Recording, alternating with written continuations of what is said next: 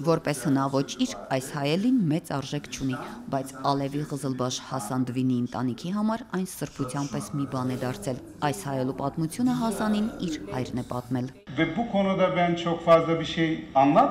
Հայրս պատմում էր, որ երբ հայերին աքսորեցին, մի հայ ընտանիք իր ամբողջ կահ-կարասին, գորգեր, կարպետներ, ամբողջ ունեցվածքը հանձնեց մեր պապին և թախանձագին խնդրեց պահպանել յուրաքանչյուր իր, եթե հնարավոր եղավ, վերադարձան, հետ կխնդրեն իրենց թողածը, եթե չեկան, հալալ լինի ձեզ պահեք։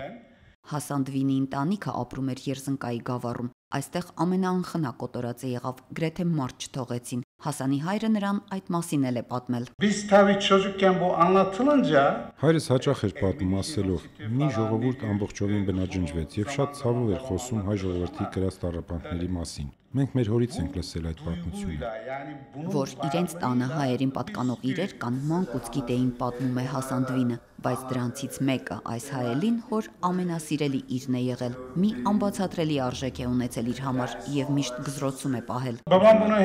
Հայրս այնքան զգույշ էր վերաբերվում, հատուկ մետաքսե կտորից մի բան էր կարել։ Ամեն անգամ հանում դրանով մաքրում էր հայելին, նորից գզրոցի մեջ էր փափուկ տեղավորում։ Երևի իր համար շատ կարևոր էր, ասում էր. իմ հայից հետո արժեքը չեն իմանա։ Այս իրը մեզ համար դարձել էր խղճի հայելի, ասում է Հասան Դվինը։ Նրա խոսքով Արևմտյան Հայաստանում ապրող շատ այլ ազգերի պատկանող ընտանիքներում ևս հայերին պատկանող իրեր կան, որ պետք է վերադարձվեն իսկական տիրոջը։ Հենց դրա խորհրդանիշը կուզեր, որ դառնար 102 տարի անց վերադարձված այս հայելին։ Տաթևիկ Նալբանդյան, Ռոմիկ Խաչատրյան, օրակարգ։